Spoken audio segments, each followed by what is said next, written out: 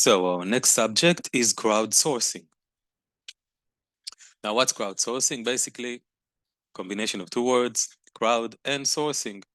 In other words, it's outsourcing tasks to the crowd. You probably heard of outsourcing before. For example, Nike does not produce its shoes. There are many suppliers, many factories that don't belong to Nike that produce it for the company. So that's outsourcing. So crowdsourcing basically outsourcing a task to the crowd. It involves, this definition is from Wikipedia, which is a huge crowdsourcing project. So I thought it was only right to let Wikipedia define it for us.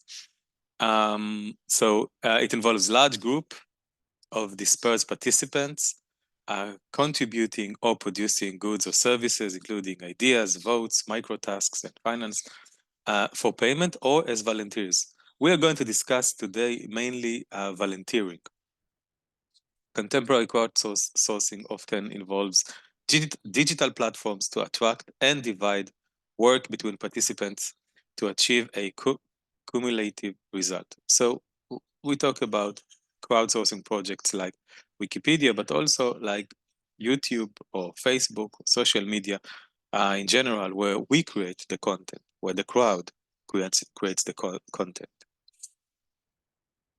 So actually, if you calculate it, you'll see that Facebook users, they would build buildings, they could build 60 Empire State buildings per day. Okay, so why do we do it?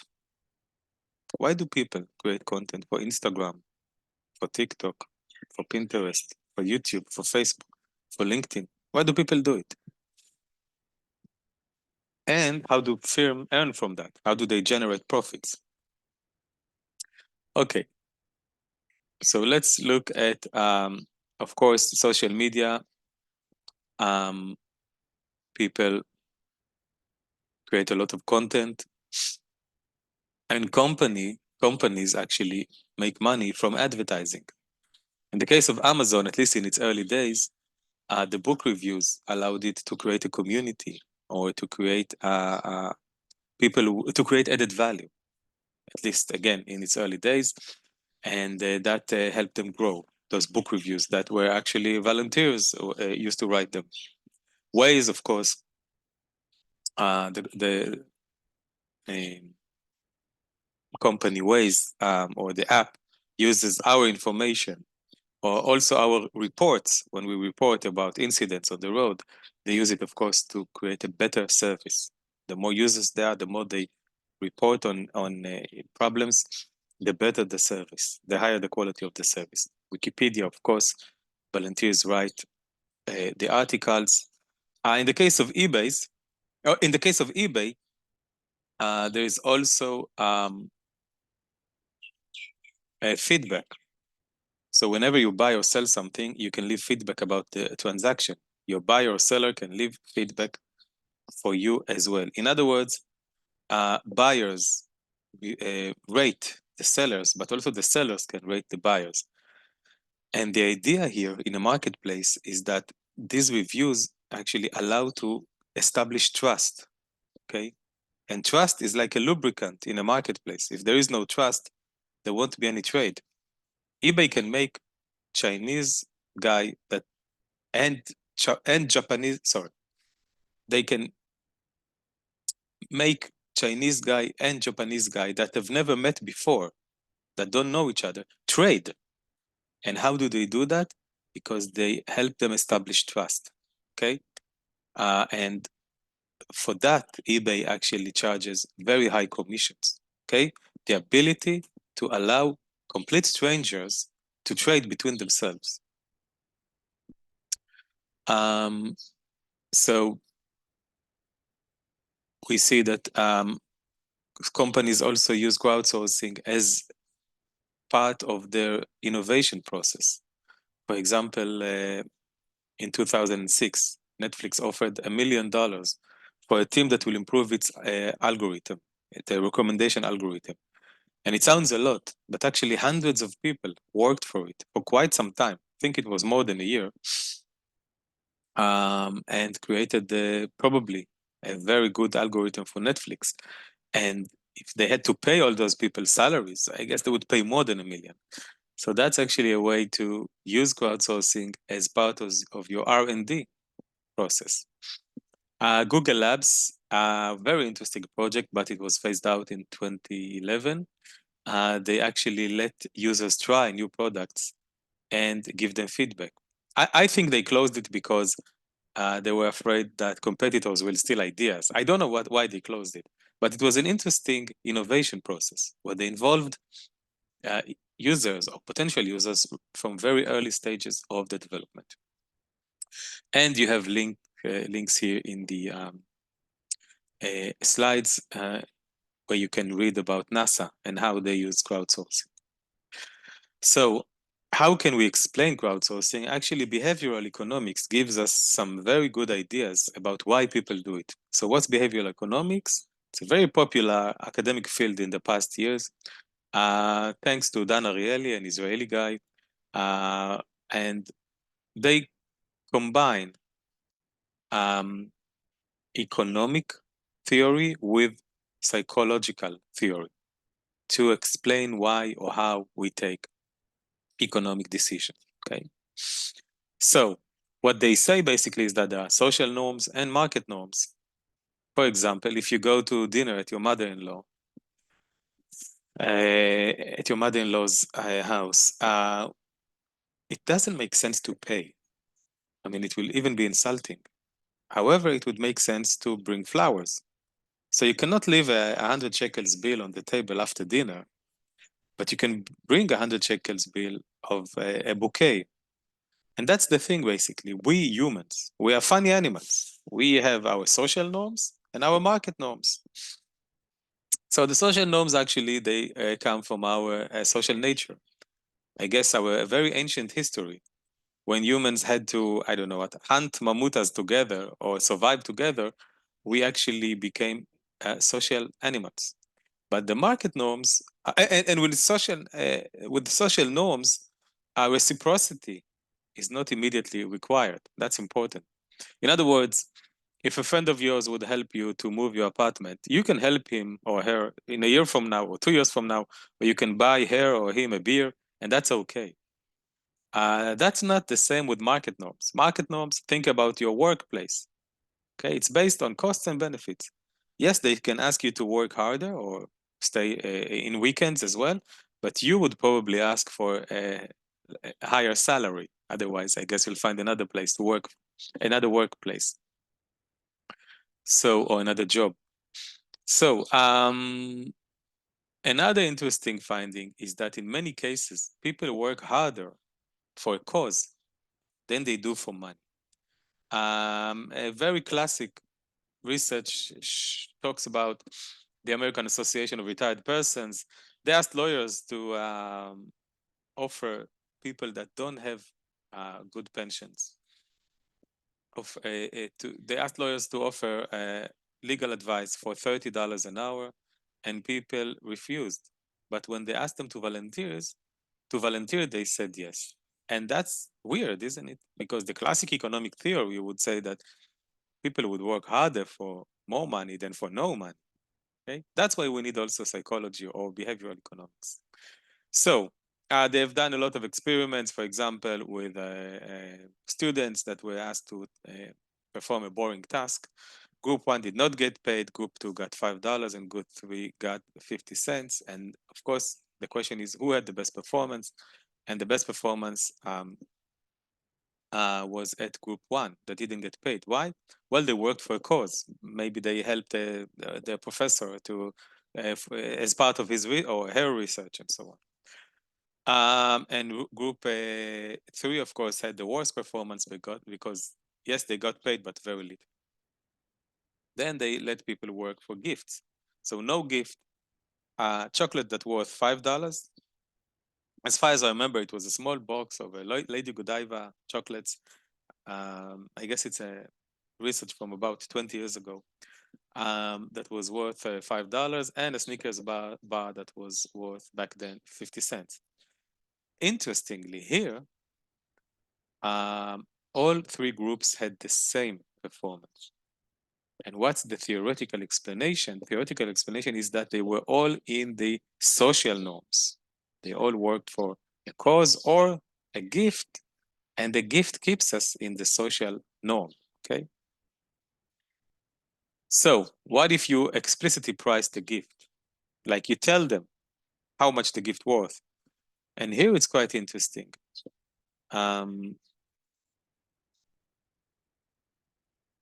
Here it's quite interesting because it was the same performance as with money. In other words, when you put a price tag on gifts, actually, people don't see the gift. They see its value. And here, actually, you move them. They shift to the market norms. So that's the result. I mean, when market norms enter our considerations, the social norms are pushed out. Market norms seems a bit stronger. So we can talk about monetary markets and social markets, even though in social life, there is no market, but I guess economists would like to call it a market. It's not a market really, but let's say social interaction. So monetary markets is where compensation directly influences the level of effort. They pay you more, you'll try harder.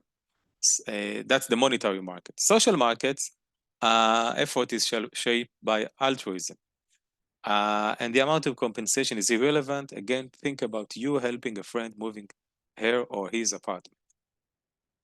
A mixed market, actually, like a gift with a price tag, they resemble monetary markets. So what are the business implications? Well, basically, of course, if you start a website or an application where you want people to contribute, like Instagram or TikTok or Facebook or Pinterest and so on, or YouTube, you have to keep them in the social norms. And even if you offer a gift to indulge them, you have to remember that don't tell them the value of the gift because then they work for the money. What do you think would happen in case Wikipedia would offer money to contributors? Well, in my opinion, actually it will reduce the level. It will lower the level, or it will lower the quality of the articles. Why? Because until now, people who contributed, who wrote articles, they did it for a cause. And they did their best out of altruism or ideology. But think about people now that will start writing articles for money. What kind of people will do that? Probably people that don't really have a job and need the money. So it is very likely that the quality of the encyclopedia, Wikipedia, will actually be lower if you do that. So another very known paper about daycare centers. And when a parent was late, one of the teachers had to wait with the kid. So they imposed a fine on parents that were late, and the result was actually a steady increase in the number of parents coming late. And again, the classic economic theory would say that if you fine some behavior or tax some behavior, that behavior should actually go down. But here we see that actually the fine made them be more late. There were more parents that were late. And what's the explanation then? Okay, the fine was removed, and actually the number of parents coming late remained at the same high level. What you see here in black is the group that was fined, and as you can see, once they imposed the fine, it went up and remained high. And the white cubes shows the control group. It means kindergartens that where fine was not imposed and was not removed. So what is the theoretical explanation? Well, basically, what the fine did was moving them from social norms to market norms. In other words, before the fine, they had guilty feelings because if you are late, also the teacher has to stay late, and of course she or he, they have a family and they want to go home. After the fine was imposed, people were like, okay, it's a service that I can buy. And why not, actually? Maybe if I have to stay for an important meeting at work, maybe I'll just pay the fine. And yeah, they make money, I make money, everybody is happy. So the fine basically changed people's perception.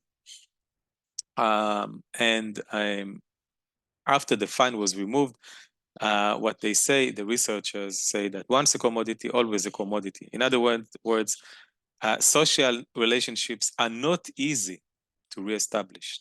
Okay, once we ruin it, it won't be reestablished quickly or easily. Another paper is the is about the social consequences of money, and here they did not pay people and they did not give them gifts. They just activated the concept of money. In other words, they made people, they asked people to create sentences with the word salary. And the control group had to make sentences with neutral with neutral words that have no connotation, like money or salary and so on. They also use the screensavers with money, like dollar bills, or screensavers with fish. So the results are quite interesting because those who were reminded of money had less requests for help. They tried harder. They reduced helpfulness towards others, and they preferred to play alone, work alone, and they were more distant. I mean, they actually measured the distance between the chairs. People that were reminded of money actually were more distant from each other. Activating money, the concept of money also made people work significantly longer before asking for help. They also volunteered less. They volunteered less than people that were not reminded of money, and they spend half as much time helping a confused confederate. In other words, the researchers used an actor that said that he or she were confused, they needed help, and so on. They also were willing to donate less.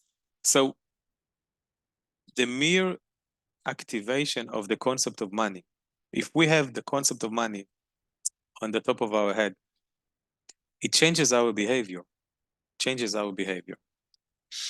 Okay. So how do companies use our contribution? So it could be a byproduct. Sometimes we don't even notice. For example, on Google, when we use the organic search results, actually, it helped the algorithm determine which website is better. And the rank of the websites changes. So it's a byproduct here. It can also be a practical solution. I mean, Waze, yes, they collect our information, and we also report on incidents on the road, but Waze provides some practical solution. There's also social reward. People enjoy interacting with other people. Okay, that's on social media. And reputation. We like the public recognition. So yes, you don't know who writes articles on Wikipedia, but the community of contributors know, and there you can get recognition. Sometimes there is the need for self-expression. People create content for social media because they want to express themselves. And sometimes it's pure altruism. You've been to a good restaurant and you want to leave a good review on a business profile on Google or somewhere on in social media, just because you want to reward the chef.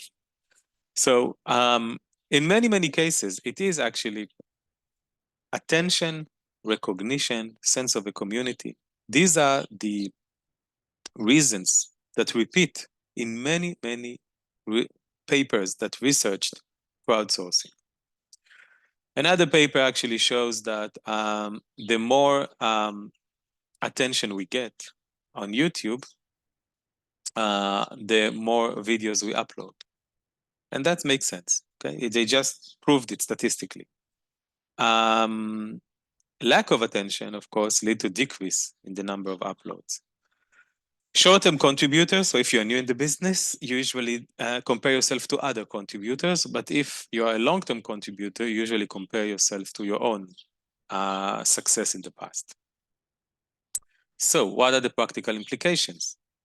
Well, there are many practical implications, but basically what we want is to keep them in the social norms, okay?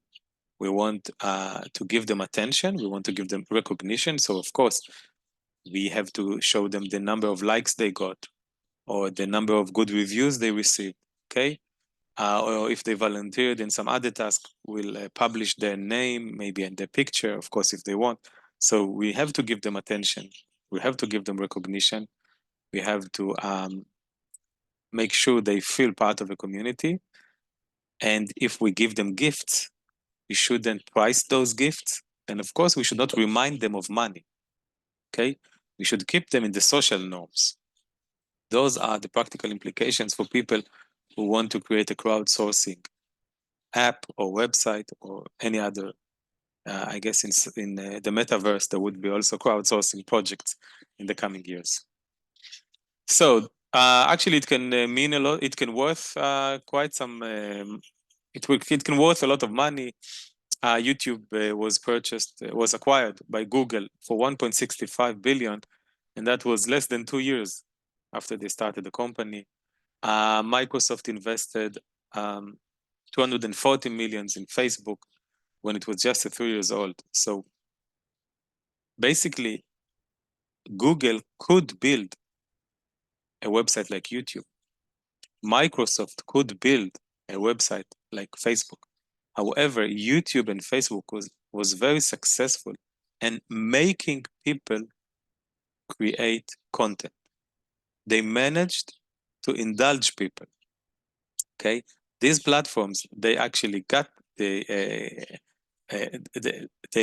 found the secret recipe for making people create, and then there is a snowball effect. The more people that create content, other people will want to join. As far as I remember, in the case of YouTube, they had they would give iPads back then, an iPad per day. So there was some sort of a lottery, and you could earn an iPad, or at least it was women that could earn an iPad because they noticed that when women upload content, men upload more content, something like that. In the case of Facebook, you can read about their history or see the movie about them. They actually managed to reach a critical mass in universities and in colleges. And there, people actually, in that age at least, they were very interested in creating content because they needed social life. And after the students, their families and friends came. Google also acquired Waze for almost $1 billion in 2013. Again, Waze managed to make people report on incidents on the road. You can get all those icons if you are a good contributor and so on. So it can actually be translated to quite a lot of money if you can actually indulge people, if you encourage them to contribute, to volunteer. Okay, so we've seen all those tools or techniques also inside organizations, okay? There are organizations where people write blogs, so it's only for the employees of that organization. And basically, it's part of the knowledge management effort of organizations. In other words, if you write about your experience and you share it with other people, it would be easier for the organization to train new employees. And it would be useful in case you leave the organization, in case you decide to leave or in case you got fired. So that's the basic idea. We want to keep as much of the knowledge as possible. We want to organize it, tag it, have a search engine, and so on. First of all, other people in the organization will be able to know what other people know. So if it's a large organization with thousands of employees or tens of thousands of employees, it helps to know who knows what. Okay, that's that's very important if you want to learn from each other. The problem is that in reality, many people don't want to share their knowledge, and it's only natural. I mean, if you share your knowledge, why should they give you a raise? They can hire somebody for a lower salary and get rid of you, right? So in many organizations in recent years, actually, you get some benefit from contributing to these platforms, like a better salary or better conditions and so on. So the whole massive effort here is actually to make you share your knowledge or learn from others, and the reward is usually through getting promoted or getting a better salary or both. So people will be engaged in activities that they find interesting, and people would contribute if they feel that they help themselves. That's the idea, basically. Okay, that's it. I'll see you in the next video.